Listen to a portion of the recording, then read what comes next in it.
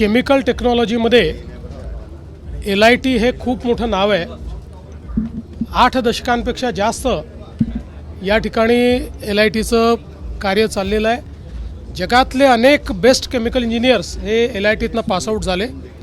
मात्र इन्फ्रास्ट्रक्चर डेफिसिटमुळे आणि वेगवेगळ्या कारणांमुळे थोडा दर्जा खाली जात होता आणि म्हणूनच आम्ही हा निर्णय केला की LITला स्वायत्तता दिली पाहिजे. त्यामुळे डीम टू बी युनिव्हर्सिटीमध्ये स्वायत्त विद्यापीठामध्ये LITला आपण त्या ठिकाणी परिवर्तित केलं.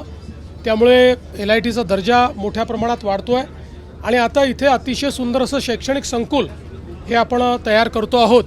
यामुळे एक आंतरराष्ट्रीय विद्यापीठासारखं LITचं एक कॅम्पस या ठिकाणी तयार होईल आणि निश्चितपणे पुढच्या काळामध्ये जसं मागच्या 8 दशकात best of the chemical engineers हे जगभरात LITने दिले, तसंच आपल्या देशाला आणि जगाला उत्तम इंजिनियर देण्याचं काम LITच्या माध्यमातून होईल. पुण्यामध्ये जे बलात्कार हत्येचं प्रकरण झालं त्या प्रकरणामध्ये नागरिकांचा नातेवाईकांचा प्रचंड रोष आहे. त्यांची अशी मागणी होती की तुम्ही तिथे भेटीला यावं. मी काल स्वतः पीडितेच्या वडिलांशी 2 वेळा बोललो. मी त्यांना हे समजावून सांगितलं की आपल्याला नराधमाला मृत्यूदंडाची शिक्षा करून घ्यायची आहे.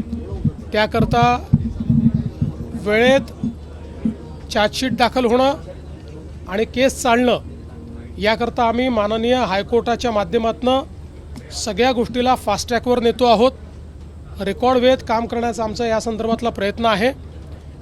लोकशाहीमध्ये आपल्याला सगळ्यांनाच असं वाटतं की अशा नराधमाला भर चौकामध्ये फाशी दिली पाहिजे, पण ती लोकशाहीत करता येत नाही.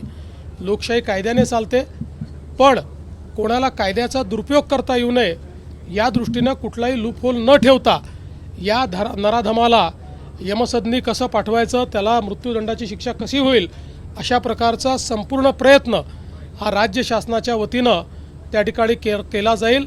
न्यायालयातनं हे प्रकरण वेगानं मार्गी लावलं जाईल.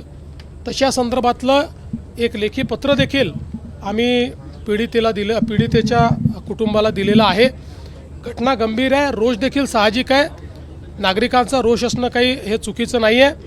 मला असं वाटतं एवढंच आहे की त्या ठिकाणी काही लोक हे त्याही परिस्थितीचा फायदा घेऊन काही वेगळ्या पद्धतीचं वळण लावण्याचा प्रयत्न करत होते.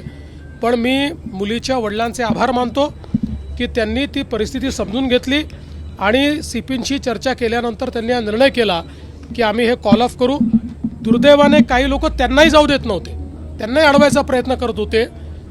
ते लोकही कोण आहेत हे लक्षात आलेलं आहे, पण ठीक आहे, आता त्याच्याबद्दल फार काही आपल्याला करायचं नाही आहे. मात्र मुलीच्या वडिलांनी जो काही त्या ठिकाणी ती भूमिका घेतली त्याबद्दल आम्ही त्यांचे आभारी आहोत आणि या कुटुंबाच्या पाठीशी आम्ही ताकदीनं उभे राहू. जो आरोपी आहे त्याच्यावर 2019 मध्ये देखील एक गुन्हा दाखल झाला होता. पुराव्याअभावी त्याचे म्हणूनच आता त्याचे जुने गुन्हे देखील काय आहेत हे शोधून काढले जातील. कोणी लॅप्सेस ठेवले होते का ते देखील बघितलं जाईल. या प्रकरणात देखील खबरदारी घेतली जाते. याच्यात तो बाहेर येऊ शकत नाही. देवेंद्र जी, जिस तरीके से महाराष्ट्र में गुनहगारी हो रही है उसको लेके गृह मंत्रालय को क्रिटिसाइज किया जा रहा है. देखिए, विपक्ष का ये काम ही है, वे अपने गिरेबान में कभी झांकते नहीं है. उनके कार्यकाल में क्या हुआ ये देखते नहीं है. कैश फॉर ट्रांसफर्स वाले लोग अगर हमको सिखाएंगे तो फिर तो ये हंसने वाली बात होगी. राहुल गांधी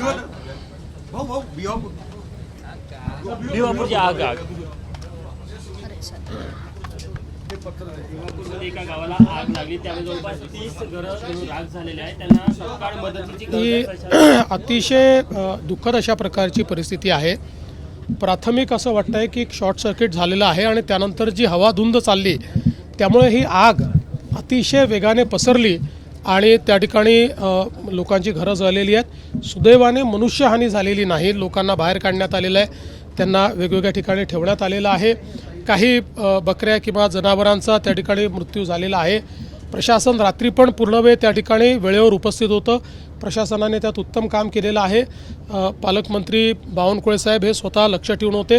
ते स्वतः आता त्या ठिकाणी चाललेले आहेत आणि मग त्यांच्या रिपोर्टच्या अनुसार या लोकांचं पुनर्वसन करण्याच्या संदर्भात सरकार पुढाकार घेईल. राहुल गांधी ने ऐसा कहा है, भाजपा के जो गुजरात के प्रदेश अध्यक्ष है उन्होंने एक टिप्पणी की है महिला सांसद के ऊपर कांग्रेस के, तो उसके बाद राहुल गांधी ने कहा है कि यही इनका नारी वर्ण है. देखिए, राहुल गांधी को इस संदर्भ में बोलने का कोई अधिकार नहीं है। ये ऐसी पार्टी है जिसने देश के इतिहास में पहली बार भारत की महिलाओं को लोकसभा और विधानसभा में प्रतिनिधित्व मिल रहा था, उसको संख्या बल के भरोसे परास्त करने का काम राहुल गांधी ने किया है। देश के सुधारों के इतिहासों में सबसे प्रतिगामी अगर कोई निर्णय है तो राहुल गांधी का ये निर्णय है। एबीपी माझा, उघडा डोळे बघा नीट।